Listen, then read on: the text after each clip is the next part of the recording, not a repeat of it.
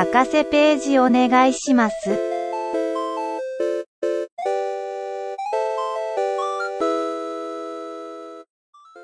Yuhu Sobat Bawang dimanapun kalian berada.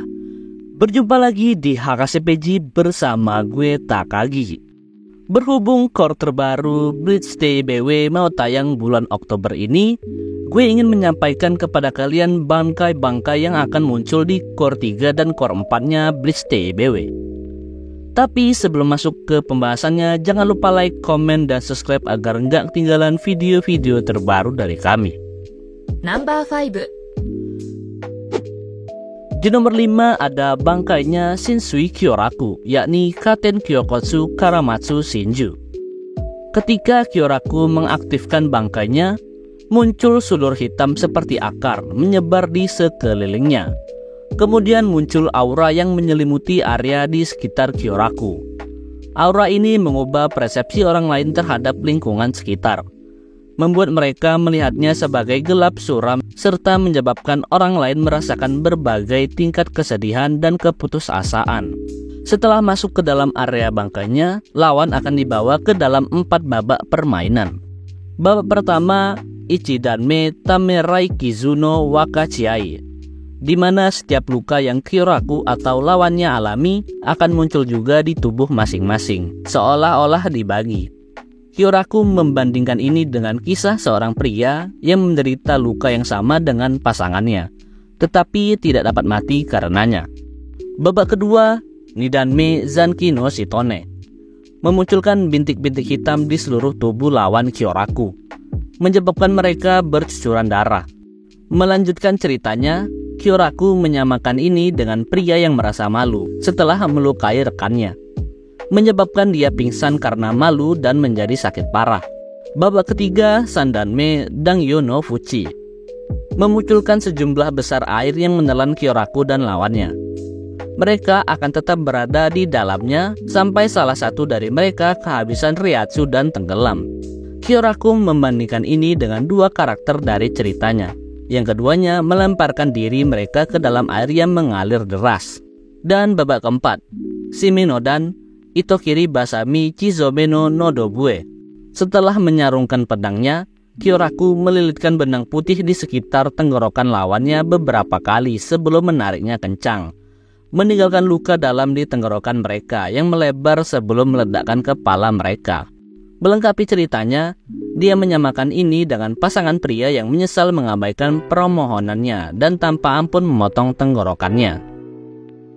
Number 4. Di nomor 4 ada versi sempurna dari bangkainya Hitsugaya Toshiro, yakni Daiguren Hyorinmaru. Setelah pertarungan terakhir melawan Aizen, Hitsugaya melatih dan memperkuat bangkainya secara signifikan. Dan selama pertarungannya melawan Geralt Valkyrie, Hitsugaya menyatakan bahwa Daiguren Hyorinmaru mencapai penyelesaian ketika kelopak terakhir bunga esnya jatuh. Dia mengklaim bahwa kekuatannya belum cukup matang untuk menggunakan bangkainya secara maksimal, tetapi dia berhasil menua hingga mencapai tubuh dewasa karena potensi penuh bangkainya. Sebagai orang dewasa yang menggunakan bangkainya, Hitsugaya menjadi lebih tinggi, memiliki es yang menutupi bahu, lengan bawah, dan lututnya.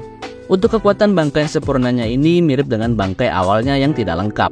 Bangkai lengkap Hitsugaya memungkinkannya untuk memperoleh kendali yang luas, hampir menyeluruh atas es dan dingin, yang memungkinkannya untuk membekukan objek besar sekaligus. Dan dalam bentuk ini, Toshiro memperoleh kemampuan baru. Alih-alih hanya membekukan objek fisik, Toshiro sekarang dapat membekukan konsep dan kekuatan, yaitu apapun yang dibekukannya dengan esnya akan kehilangan semua kekuatannya. Contohnya ketika Toshiro membekukan pedang Geralt Valkyrie, ia juga membekukan harapan yang memberi daya pada bilah pedang itu, membuat kemampuan refleksi kerusakannya tidak berguna. Number 3. Di nomor 3 ada bangkai tidak bernama milik Zaraki Kenpachi. Setelah diaktifkan, bangkai Zaraki melepaskan gelombang besar energi yang cukup kuat untuk meratakan bangunan di dekatnya. Dalam bentuk ini, kulit Zaraki berubah menjadi merah dan dia mendapatkan banyak tanda hitam di wajah dan tanduk di dahinya, menyebabkan dia menyerupai Oni. Bilahnya menjadi lebih pendek dan lebih bergerigi, menyerupai golok kasar.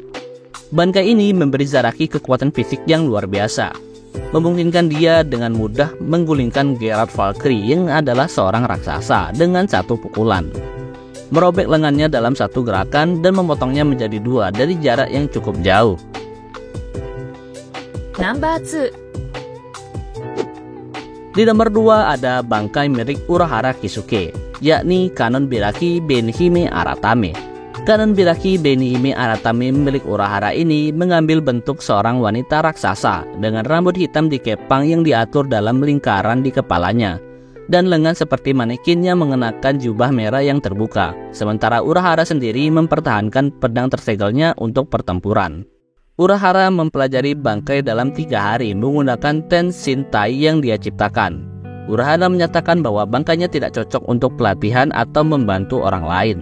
Bangkai ini memiliki kemampuan untuk merestrukturisasi apapun yang disentuhnya untuk tujuan ofensif dan suportif. Secara ofensif, ia dapat membelah apapun yang berada dalam area pengaruhnya, seolah-olah memotong dengan pisau. Pembelahan ini mirip dengan tindakan membedah sesuatu dengan cara memotongnya. Secara suportif, ia dapat merestrukturisasi sesuatu dengan menjahitnya kembali. Ini dapat digunakan sebagai bentuk penyembuhan, seperti ketika Urahara memulihkan matanya menggunakan kekuatan ini.